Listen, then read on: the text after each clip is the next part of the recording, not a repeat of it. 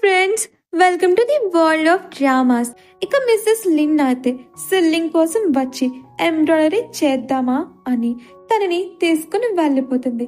ఇక next scene లో mister Lin అయితే తన స్టడీ రూమ్ ని బాయ్జూసీకి చూపిస్తూ ఉంటాడు. బాయ్జూసీకి అయితే ఎందులోనూ ఇంట్రెస్ట్ ఉండదు, ఒక్క సిల్లింగ్ మీద తప్ప. ఇక మిస్టర్ లిన్ అయితే నాన్ స్టాప్ గా మాట్లాడుతూనే ఉంటాడు. బాయ్జూసీ కళ్ళు మాత్రం సిల్లింగ్ ని బతుకుతూ ఉంటాయి. ఇక మిస్సెస్ లిన్ అయితే సిల్లింగ్ ఎంబ్రాయిడరీ చేసిన క్యాప్ ని తీసుకొచ్చి చాలా బాగుందని చూపిస్తూ ఉంటుంది. బాయ్జూసీ అయితే సిల్లింగ్ కి ఎంబ్రాయిడరీ చేయడం కూడా వచ్చా అని అనుకుంటాడు. ఇక మిస్టర్ లిన్ అయితే తన వైఫ్ ప్రెగ్నెంట్ అని ఆ హార్ట్ ని తనకు పుట్టబోయే బిడ్డ కోసం అడుగుతాడు. ఇక సిల్లింగ్ అయితే పెరట్లో ఉన్న 100 years ఓల్డ్ పీచ్ ట్రీని చూడగానే తనకి పీచ్ ఫ్రూట్ తినాలనిపిస్తుంది అనుకుంటుంది. కానీ అది సీజన్ కాదు. బాయ్జూసీ అయితే పాత చెట్లు ఫీలింగ్స్ ని అర్థం చేసుకుంటాయి, వాటికి కూడా స్పిరిట్ ఉంటుంది. అయినా నాకు కావలసిన వాళ్ళకి ఆ ఫ్రూట్స్ కావాలి అంటాడు. ఇక ఆ రాత్రికి ఆ చెట్టుకి పువ్వులు పూసి కాలు కాహేస్తారు. ఇక మిస్టర్ అండ్ మిస్సెస్ లిన్ అయితే పీచ్ ఫ్రూట్స్ తీసుకొచ్చి ఇస్తారు. అందరికి పంచుతూ ఉంటారు. అందరూ కూడా ఇది ఏ దేవుడో చేసిన మహత్యం అనుకుంటారు. సిల్లింగ్ అయితే బాయ్జూసీ, నువ్వు నీ మ్యాజిక్ ని యూజ్ చేసావా, బెట్లో ఓడిపోయేలా ఉన్నా అంటే బాయ్జూసీ ఏమో నేనేం ఓడిపోనని, చెట్లకు కూడా ఫీలింగ్స్ ఉన్నాయి కానీ మనుషులకే ఉండట్లేదు అనుకుంటుంటే సిల్లింగ్ అయితే బాయ్జూసీ, నువ్వు మనిషివి కాదన్న విషయం మర్చిపోతున్నట్టున్నా అంటుంది. ఇక వీళ్ళు మిస్టర్ లిన్ ఫ్యామిలీతో క్లోజ్ అవుతూ ఉంటారు. ఇక నెక్స్ట్ సీన్ లో మిస్టర్ కాంగ్ పంపిన లెటర్ బాయ్జూసీకి వచ్చి ఉంటుంది. మిస్టర్ లిన్ కూడా వచ్చి ఉంటాడు. ఇద్దరు కూడా మిస్టర్ కాంగ్ గురించి మాట్లాడుకుంటూ ఉంటారు. అతను చిన్నతనం నుంచి కూడా దేశానికి సేవ చేయాలని గవర్నమెంట్ ఆఫీసర్ అవుదామనుకున్నాడు. ఫైనల్ గా అతను ఎగ్జామ్స్ పాస్ అయ్యాడు. కానీ జాబ్ చేయడానికి ముందే హెల్త్ పాడై చనిపోయాడు. అసలు అతనికి అన్ఫేర్ అయ్యింది అంటే బాయ్జూసీ ఏమో అంత కర్మఫలం, ఇందులో ఫెయిర్ అన్ఫేర్ ఏముంది అంటాడు. మిస్టర్ లిన్ అయితే మిస్టర్ కాంగ్ ని ఎగ్జామ్స్ కోసం పంపించకుండా ఉండాల్సింది, అప్పుడు తను మన కళ్ళ ముందే ఉండేవాడు కదా, అతన్ని సేవ్ చేయగలిగే వాళ్ళం అంటే బాయ్జూసీ ఏమో చావు బ్రతుకులనేవి ముందే నిర్ణయింపబడతాయి. ఒకవేళ అతను చనిపోతాడని తెలిసినా నువ్వు కాపాడుతావా అంటే మిస్టర్ లిన్ ఏమో అస్సలు ఆలోచించకుండా నేను కాపాడుతాను, నా చేతుల్లో ఉన్నంత వరకు కూడా నేను సేవ్ చేయడానికి ట్రై చేస్తాను, కనీసం కాపాడలేదన్న గిల్ట్ అయినా ఉండదు కదా అనేసరికి బాయ్జూసీ కూడా ఆలోచనలో పడతాడు. ఇక నెక్స్ట్ సీన్ లో మిస్టర్ లిన్ అయితే బాయ్జూసీ దగ్గరికి వచ్చి తన వైఫ్ కి డెలివరీ టైం దగ్గర పడుతుందని నర్వస్ గా ఫీల్ అవుతూ ఉంటాడు. పైగా తన బిడ్డకి ఎలాంటి లోటు లేకుండా చూసుకోవాలనుకుంటున్నాడని, తనకి ఫాదర్ లేకపోవడం వలన బాయ్జూసీని తన బిడ్డకి గాడ్ ఫాదర్ అవ్వమని చెప్పి నేను ఒక మంచి తండ్రిని అవ్వగలనంటావా అంటే బాయ్జూసీ కూడా నువ్వు డెఫినెట్లీ ఒక మంచి తండ్రి అవుతా అంటాడు. మిస్టర్ లిన్ అయితే బాయ్జూసీ ఫస్ట్ టైం పాజిటివ్ గా మాట్లాడాడని హ్యాపీగా ఫీల్ అవుతాడు. ఇక కేక్ షాప్ కి అయితే మంటలు అంటుకుంటాయి. అంకుల్ కూడా లోపలే ఉంటాడు. గోల్డీ అయితే హెల్ప్ కోసం అరుస్తూ ఉంటుంది. ఇక మంటలు అంటుకున్నాయని అరుపులు వినిపించేసరికి సిల్లింగ్ కూడా వెళ్తుంది. బాయ్జూసీ అయితే ఏం చేయకుండా చూస్తూనే ఉంటాడు. కేక్ షాప్ కి మంటలు అంటుకుని ఉంటాయి. అందరూ కూడా ఫైర్ ని కంట్రోల్ చేయడానికి ట్రై చేస్తూ ఉంటారు. అంకుల్ అయితే అతని కోసం వచ్చిన గోల్డీని సేవ్ చేసి బయటకు వేసేస్తాడు. మిస్టర్ లిన్ అయితే అంకుల్ ఎలాగైనా కాపాడాలని, డేంజరస్ అని అందరూ ఎంత చెప్పినా వినకుండా అంకుల్ని సేవ్ చేయడానికి వెళ్ళిపోతాడు. అప్పుడే ఆ షాప్ కూలిపోయి అతను చనిపోతాడు. మిస్సెస్ లిన్ అయితే అన్కాన్షియస్ అయిపోతుంది. బాయ్జూసీ అయితే బాధపడుతూ ఉంటాడు. ఇక నెక్స్ట్ సీన్ లో సిల్లింగ్ అయితే బాయ్జూసీ అందరూ మంటలు అంటుకున్నాయని అరుస్తూ ఉంటే నువ్వు కనీసం హెల్ప్ చేయడానికి కూడా ఎందుకని రాలేదు అంటే బాయ్జూసీ అయితే కేక్స్ అమ్మే అతని ఆయుర్దాయం తీరిపోయింది, చనిపోయాడు, అతన్ని ఎవ్వరూ సేవ్ చేయలేరు అంటాడు. సిల్లింగ్ అయితే సరే, కానీ మిస్టర్ లిన్ తన సమయం కన్నా ముందే చనిపోయాడు, నువ్వు ఏం చేయకుండా ఎందుకని చూస్తూ ఉన్నా అన్న సరే బాయ్జూసీ మాత్రం కోల్డ్ గానే బిహేవ్ చేసేసరికి సిల్లింగ్ ఏమో టైం మారింది, కానీ నువ్వు మారలేదు. మిస్టర్ లిన్ నిన్ను తన ఫ్రెండ్ అనుకున్నాడు అని గొడవ పడుతూ ఉంటే మిస్సెస్ లిన్ వచ్చి ఇద్దరిని కూడా తన హస్బెండ్ గురించి గొడవ పడొద్దని, లిన్ ఏం చేసినా అది అతని చాయిస్, ఇందులో బైజూసి తప్పేం లేదు, లిన్ ఎప్పుడు కూడా వేరే వాళ్ళ కష్టంలో ఉంటే చూడలేడు, నాకు అతనిలో నచ్చిన క్వాలిటీ అదేనని ఫీల్ అవుతూ ఉంటుంది. ఇక తనకి పెయిన్స్ వస్తూ ఉంటాయి. తల్లి బిడ్డలిద్దరిలో ఒకరిని కాపాడమే కష్టంగా ఉంటుంది. ఆమె కూడా చనిపోయే సిచ్యువేషన్లో ఉంటుంది. అందరూ కూడా వీళ్ళిద్దరూ సేఫ్గా ఉండాలని ప్రేయర్ చేస్తూ ఉంటారు. మిస్సెస్ లిన్ అయితే ఆమె చనిపోయినా తన బిడ్డని మాత్రం సేవ్ చేయాలని అనుకుంటుంది. ఇక బైజూసికి అయితే ఈ విషయం తెలిసి అస్సలు ఆలోచించకుండా తన పవర్ని యూజ్ చేసి తల్లి బిడ్డలిద్దరిని సేవ్ చేస్తాడు. సెల్లింగ్ అయితే అప్పుడే డాక్టర్ని తీసుకుని వస్తుంది. ఇక తను అయితే బైజూసిని హెల్ప్ చేశాడని, అతను మారాడని హ్యాపీగా ఫీల్ అవుతూ ఉంటుంది. ఇక బైజూసి అయితే వీక్ అయ్యి బ్లడ్ వామిట్ చేసుకుని ఫ్రీజ్ అయిపోతూ ఉంటాడు. ఇక తను మెడిటేషన్ చేస్తూ ఉంటాడు. ఇంకొక వైపు జాంగ్ అయితే సెల్లింగ్ని వెతుకుతూ ఉంటాడు. అప్పుడే బందిపోట్లు వాళ్ళ మీద అటాక్ చేయడానికి వస్తే జాంగ్ వాళ్ళకి బుద్ధి చెప్పి మౌంటైన్ కిందకి వెళ్ళే దారిని అడుగుతాడు. వాళ్ళైతే ఒక దారి సిటీకి తీసుకుని వెళ్తుంది, ఇంకొక దారి సాంగి కంట్రీకి తీసుకుని వెళ్తుంది. మీరు సాంగి కంట్రీకి మాత్రం వెళ్ళొద్దు, అక్కడ మనుషులు ఎవ్వరూ ఉండడం లేదు, ఈవిల్ స్పిరిట్స్ ఉంటున్నాయి అని వార్న్ చేస్తారు. జాంగ్ అయితే సెల్లింగ్ సాంగి కంట్రీకి వెళ్ళే అవకాశం ఉందని బయలుదేరుతాడు. ఎందుకంటే సెల్లింగ్ ఎప్పుడు కూడా సాంగి కంట్రీలో ఉండే ఫుడ్ గురించి మాట్లాడుతూ ఉండేది కాబట్టి.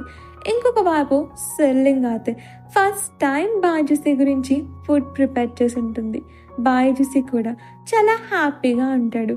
ఇక గోల్డీ అయితే బైజూసి దగ్గరికి వస్తుంది ఫుడ్ పెట్టమని. బైజూసి కూడా అలానే చేస్తాడు. ఇక అలా 5 సంవత్సరాలు గడిచిపోయి ఉంటాయి. మిస్సెస్ లిన్ కొడుకు తావైతే పెద్దవాడైపోయి ఉంటాడు. తనైతే గోల్డీతో ఆడుకుంటూ బైజూసిని చూసి తనకి హెల్ప్ చేయమని అడుగుతాడు. ఇక నెక్స్ట్ సీన్లో బైజూసిని తన ఫ్రెండ్స్ గ్రూప్ దగ్గరికి తీసుకుని వెళ్ళి ఇతని నా ఫాదర్ అని ఇంట్రడ్యూస్ చేస్తాడు. ఆ పిల్లలు ఎవ్వరూ కూడా నమ్మకుండా నవ్వేసరికి ఏడుస్తూ ఉంటే బైజూసి చూడలేక ఆ పిల్లల్ని భయపెట్టి పంపేస్తాడు. ఇక నెక్స్ట్ సీన్ లో సెల్లింగ్ అడిగిందని బైజూసి కేక్స్ తీసుకుని ఉంటాడు. కానీ వర్షన్ రావడంతో వెయిట్ చేస్తూ ఉంటే అప్పుడే ఒక డిమాన్ హంటర్ వచ్చి తనొక డిమాన్ హంటర్ అని యావ్ అనే స్పిరిట్ ని తను పట్టుకున్నాడని చెప్తూ ఉంటాడు. యావ్ ఇంకా తన హస్బెండ్ ఇద్దరు పారిపోయి పల్లె చేసుకుంటారు. కానీ తన హస్బెండ్ మిలిటరీలో జాయిన్ అయ్యి తిరిగి రాలేదు. తనైతే అతను చనిపోయాడని అనుకుంది. అప్పుడే తనకి తను ప్రెగ్నెంట్ అనే విషయం తెలిసి ఒక బిడ్డకి జన్మనిచ్చింది. తానే ఆ బిడ్డని పెంచింది. కానీ ఆ బిడ్డకు కూడా 6 సంవత్సరాల వయసులో చనిపోయాడు. అప్పుడే ఆమెకు తెలిసింది ఆమె హస్బెండ్ చనిపోలేదు, వేరే వాళ్ళని పెళ్లి చేసుకున్నాడనే బాధలోనే తను చనిపోయింది అనేసరికి బైజూసి అయితే కానీ సాంగి కంట్రీ సేఫే కదా అంటే అతను అయితే ఏం సేఫ్ అని అక్కడున్న ప్రజల కష్టాల గురించి చెప్తాడు. బైజూసి అయితే అందరి లైఫ్ ఇంతే కష్టంగా ఉంటుందా అంటే అందరిది కాదు, ఆడవాళ్ళ లైఫ్ ఇంకా కష్టంగా ఉంటుంది. ఎస్పెషల్లీ ఒంటరిగా ఉన్న ఆడవాళ్ళ లైఫ్ అయితే వాకిట్లో వదిలేసిన దీపం లాంటిదని ఒక ఈవిల్ స్పిరిట్ ని సెన్స్ చేసి వెతుక్కుంటూ వెళ్ళిపోతాడు. ఇక బైజూసి అయితే సెల్లింగ్ ఆ 10 years లోనూ ఏమేం ప్రాబ్లమ్స్ ఫేస్ చేసిందోనని ఫీల్ అవుతూ ఉంటాడు. ఇంకొక వైపు ఈవిల్ స్పిరిట్ అయితే ఒంటరిగా ఉన్న ప్రజలని టార్గెట్ గా చేసుకుని అటాక్ చేస్తూ ఉంటుంది. ఇంకొక వైపు బైజూసికి అయితే సెల్లింగ్ ని ఎలా ఫేస్ చేయాలో అర్థం కాదు. ఇక నెక్స్ట్ సీన్ లో బైజూసి అయితే సెల్లింగ్ ని కేక్స్ కొనుక్కుందాం అని పార్టీకి తీసుకువెళ్ళి ఆమెకు నచ్చినవన్నీ కొంటూ ఉంటాడు. సెల్లింగ్ అయితే బైజూసి నువ్వు రోజు రోజుకి ఒక మనిషిలా మారిపోతున్నా అంటుంది. ఇక నెక్స్ట్ సీన్ లో మిస్సెస్ లిన్ అయితే సెల్లింగ్ కి ఇష్టమని కేక్స్ చేసి ఆమెకి ఇవ్వమని బైజూసికి ఇస్తుంది. అక్కడే ఉన్న లేడీస్ అయితే మిస్సెస్ లిన్ మగవాళ్ళని ఇంప్రెస్ చేయడానికి ట్రై చేస్తుందని తప్పుగా మాట్లాడుతూ ఉంటారు. బైజూస్కి అయితే ఒంటరిగా ఉన్న ఆడవాళ్ళని ఈ సమాజం ఎలా చూస్తుందో అర్థమవుతుంది. ఇక ఆడుకుంటూ ఉంటే ఈవిల్ స్పిరిట్ అటాక్ చేసేసరికి బైజూసి చూసి తన పవర్తో సేవ్ చేస్తాడు. కానీ తన పవర్ని యూజ్ చేయడం వలన సీల్ యాక్టివ్ అయ్యి తను ఫ్రీజ్ అయిపోతూ ఉంటాడు. ఇక సెల్లింగ్ కూడా బైజూసి పవర్ యూజ్ చేశాడని సెన్స్ చేసి అతనికి హెల్ప్ చేస్తుంది. ఇక లేడీస్ అయితే బైజూసి ఇలా ఎలా చేయగలిగాడని షాక్లోనే ఉంటారు. సెల్లింగ్ అయితే బైజూసికి హెల్ప్ చేస్తూ అక్కడే నిద్రపోయి ఉంటుంది. ఇక బైజూసి కాన్షియస్లోకి వచ్చి సెల్లింగ్ని ప్రేమగా చూస్తూ ఉంటాడు. కానీ సెల్లింగ్కి మెలకు వస్తుందని నార్మల్గా ఉన్నట్టు యాక్టింగ్ చేస్తూ ఉంటాడు. ఇంకొక వైపు జాంగు లింగ్యారు సాంగి కంట్రీకి వచ్చింటారు. ఆ ప్లేస్ అంతా కూడా పాడుపడిపోయి ప్రజలెవ్వరూ లేకుండా నిశ్శబ్దంగా ఉంటుంది. ఇంకొక వైపు సెల్లింగ్ అయితే కుకింగ్ చేసి ఫుడ్ తీసుకుని వెళ్తూ ఉంటే జాంగ్కి అక్కడ ఎవరో ఉన్నట్టు అనిపిస్తుంది. సెల్లింగ్ కూడా అలానే అనిపిస్తుంది. కానీ ఇద్దరికి ఎవ్వరూ కనిపించరు. ఇంకా సెల్లింగ్ అయితే బాధ్యతకి ఫుడ్ ఇచ్చి నీ ఇంజురీస్ ఎలా ఉన్నాయని అడుగుతుంది. కానీ అతను అంత సీరియస్ ఏం కాదనేసరికి నువ్వు ఇంకా టఫ్గా ఉండడానికి ట్రై చేస్తున్నావా? హార్ట్ని తొలిచేస్తే ఎంత పెయిన్ వస్తుందో అంత పెయిన్ వస్తుంది అంటే బైజూసి ఏమో నీకు ఎలా తెలుసు అంటాడు. సెల్లింగ్ అయితే నువ్వు మర్చిపోయినట్టున్నా, నువ్వు కూడా నా పవర్ని సేల్ చేసావు కదా, ఈ పెయిన్ని నేను కూడా ఎక్స్పీరియన్స్ చేశాను అనేసరికి బైజూసి అయితే గిల్ట్తో వెళ్ళిపోతూ ఉంటాడు. సెల్లింగ్ అయితే బైజూసిని ఆపి మనం ఇక్కడ ఇరుక్కున్నాం అని సాంఘి కంట్రీ అవుట్స్కట్స్ దగ్గరికి తీసుకెళ్ళి మనం సాంఘి కంట్రీలో లేము, వేరేదో ప్లేస్లో ఉన్నాం, మనం ఈ ప్లేస్ని వదిలి వెళ్ళలేం అని బారియర్స్ని చూపిస్తుంది. ఇక లింగ్యార్క్ అయితే ఒక స్పిరిట్ దొరుకుతుంది. జాంగ్ అయితే ఇద్దరు ఇమోర్టల్స్ ఇక్కడికి వచ్చారు చూసావా అంటే ఆ స్పిరిట్ అయితే నేను ఎవరిని చూడలేదు అని చెప్తుంది. కానీ జాంగ్ నమ్మడు. స్పిరిట్ అయితే కావాలంటే నువ్వు నా కోడ్ని చెక్ చేసుకో, నేను చెప్పేది నిజమని అర్థమవుతుంది అనేసరికి జాంగ్ కూడా చెక్ చేస్తాడు. స్పిరిట్ చెప్పేది నిజమేనని తెలుస్తుంది. మరి నువ్విక్కడ ఏం చేస్తున్నా అంటే ఆ స్పిరిట్ ఏమో నేను పీచ్ బ్లాసమ్ గార్డెన్ చూడ్డానికి వచ్చాను, అది ఇక్కడ వేరే డైమెన్షన్లో ఉందంట, దాన్ని ఎలాగైనా నేను బతుకుతాను, అదొక భూలోక స్వర్గం అని అందరూ చెప్తారు. అక్కడ దేనికి లోటుండదు, అక్కడికి వెళ్ళిన ప్రతి ఒక్కరు కూడా వాళ్ళకి బాగా కావలసిన వాళ్ళని కలిసారంట, అదొక పారడైజ్ అంటాడు. జాంగ్ అయితే ఆ ప్లేస్కి ఎలా వెళ్ళాలో తెలిస్తే చెప్పమంటాడు. ఇక లింగ్యార్ అయితే అలాంటి ప్లేస్ ఒకటి ఉందని నమ్మదు. ఇంకోవైపు సెల్లింగ్ బైజూసి అయితే పవర్స్ సేల్ చేసి ఉన్నాయి కాబట్టి ఆ బారియర్స్ ని బ్రేక్ చేయలేరు. బైజూసి అయితే ఏన్షియంట్ బుక్స్ లో ఉండే టెక్నిక్స్ తో ఈ బారియర్స్ ని క్రియేట్ చేశారు. అయినా ఎవరికంత పవర్ ఉంది అంటే సెల్లింగ్ ఏమో ఎవరైనా చేసిండొచ్చు, మనుషులు కూడా చేసిండొచ్చు కదా, అయినా దీన్ని ఎలా బ్రేక్ చేయాలంటే బైజూసి ఏమో ఒకటి ఫార్మేషన్ అయి అంటే కీ ఎక్కడుందో వెతికి డిస్ట్రాయ్ చేయాలి, లేదంటే ఈ ఫార్మేషన్ ని క్రియేట్ చేసిన వాళ్ళని డిస్ట్రాయ్ చేయాలి. ప్రెసెంట్ ఆ ఈవిల్ స్పిరిట్ ని వెతికి ఫార్మేషన్ ని బ్రేక్ చేయడమే బెటర్. కానీ మన పవర్ సేల్ చేస్తున్నాయి కాబట్టి ఇప్పుడు అది కూడా రిస్క్ అనేసరికి సెల్లింగ్ అయితే మనం బెస్ట్ ట్రై చేద్దాం అంటుంది. ఇంకొక వైపు జాంగ్ అయితే సెల్లింగ్ దొరికేంత వరకు కూడా అక్కడే ఉండాలని డిసైడ్ అవుతాడు. లింగ్యార్ అయితే జాంగ్ నువ్వు ఇలాంటి సిల్లీ థింగ్స్ ని నమ్ముతున్నావా అంటే జాంగ్ అయితే అలా ఏం కాదు, కానీ నేను ఏన్షియంట్ మ్యాజికల్ ఐటమ్స్ అనే బుక్ లో చదివాను, ఒక ఇమ్మోర్టల్ గ్రేట్ వైల్డ్నెస్ అనే మ్యాజిక్ ఆబ్జెక్ట్ ని క్రియేట్ చేశాడు. ఆ ఆబ్జెక్ట్ ద్వారా ఈ పీచ్ బ్లాసమ్ గార్డెన్ లాంటి ప్లేస్ ని క్రియేట్ చేయొచ్చు. కానీ ఆ ప్లేస్ లోకి బాడీతో వెళ్ళలేం, స్పిరిట్ వెళ్తుంది. అక్కడున్న ప్రపంచం ఒక ఇల్యూషన్. ఆ ఆబ్జెక్ట్ ఎవరి దగ్గర ఉంటే వాళ్ళకి నచ్చినట్టు ఇల్యూషన్ ని చేయొచ్చు అంటాడు. లింగ్యార్ అయితే ఆ మ్యాజికల్ ఆబ్జెక్ట్ ని క్రియేట్ చేసింది ఎవరు అంటే జాంగ్ తెలియదంటాడు. ఇక నెక్స్ట్ సీన్ లో మిస్సెస్ లిన్ అయితే తాతో కలిసి రెస్టారెంట్కి వస్తుంది. అక్కడున్న వాళ్ళు మీ అబ్బాయి మీద ఈవిల్ స్పిరిట్ అటాక్ చేసిందంట కదా, ఎలా తప్పించుకున్నాడు అని అడుగుతుంటారు. మిస్సెస్ లిన్ అయితే అవన్నీ జస్ట్ రూమర్స్ అంటుంది. అప్పుడే బాజుసి వచ్చేసరికి తావైతే అంకుల్ నన్ను మీ శిష్యుడిగా చేర్చుకుని మ్యాజిక్ నేర్పించండి అనేసరికి మిస్సెస్ లిన్ అయితే చిన్నపిల్లాడు ఏదో తెలియక మాట్లాడేశాడని తాని తీసుకుని వెళ్ళిపోతుంది. అక్కడున్న వాళ్ళైతే మాయలోడిలా ఉన్నాడు అని గాసిప్స్ చేస్తూ ఉంటారు. ఇంకా మిస్సెస్ లిన్ అయితే బాజుసిని అడుగుతుంది, మీరు నిజంగానే ఇమ్మోర్టలా అని. బాజుసి అయితే ఏం మాట్లాడు. మిస్సెస్ లిన్ అయితే మీరు తాను సేవ్ చేశారు, అందుకని థ్యాంక్స్. మీకు నిజంగానే పవర్స్ ఉంటే 6 సంవత్సరాల క్రితం నా హస్బెండ్ని ఎందుకని సేవ్ చేయలేదు? అతను మిమ్మల్ని ఒక మంచి ఫ్రెండ్లా ట్రీట్ చేశాడు అనేసరికి బాజుసి సారీ చెప్తాడు. మిస్సెస్ లిన్ అయితే తన కొడుక్కి దూరంగా ఉండమని, ఫ్యూచర్లో ఎప్పుడు కలవద్దని చెప్పి వెళ్ళిపోతుంది. సిల్లింగ్ అయితే బాజుసిని చూసి మిస్టర్ లిన్ని సేవ్ చేయనందుకు బాధపడుతున్నావా అంటుంది. ఇక ఈవిల్ స్పిరిట్ అయితే ఒక అతన్ని చంపేసి ఇంకొక వ్యక్తి మీద అటాక్ చేస్తూ ఉంటే డిమాన్ క్యాచర్ వచ్చి సేవ్ చేస్తాడు. ఇంకొక వైపు జాంగ్ అయితే సాంగి కంట్రీ అంతా సర్చ్ చేస్తూ ఉంటాడు, కానీ సడన్ గా మిస్ అయిపోతాడు. బాయజూసి అయితే ఈవిల్ స్పిరిట్ చంపేసిన వాళ్ళ బాడీస్ ని చూడ్డానికి వెళ్తాడు. చుట్టూ కూడా పొగమంచు కమ్ముకుని ఉంటుంది. అక్కడ తనకి జాంగ్ కనిపిస్తాడు.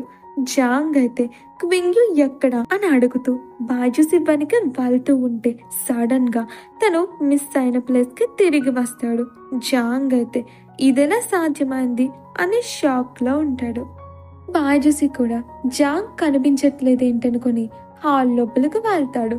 అక్కడ ఉన్న డెడ్ బాడీ నుంచి ఈవిల్ స్పిరిట్ వచ్చి బాయ్జుసి మీద అటాక్ చేస్తూ ఉంటుంది. బాయ్జుసి అయితే తన పవర్ ని యూజ్ చేస్తాడు. అప్పుడే డిమాన్ క్యాచర్ సేవ్ చేసిన వ్యక్తి ఇతనే ఆ ఈవిల్ స్పిరిట్ అని బాయ్జుసిని చూపిస్తాడు. ఇక డిమాన్ క్యాచర్ అయితే బాయ్జుసి మీద అటాక్ చేస్తూ ఉంటాడు. బాయ్జుసి అయితే తన పవర్ సీల్ చేసి ఉండడం వలన ఏం చేయలేకపోతూ ఉంటాడు. అప్పుడే సెల్లింగ్ వచ్చి బాజుసిని సేవ్ చేసి తీసుకుని వెళ్ళిపోతుంది.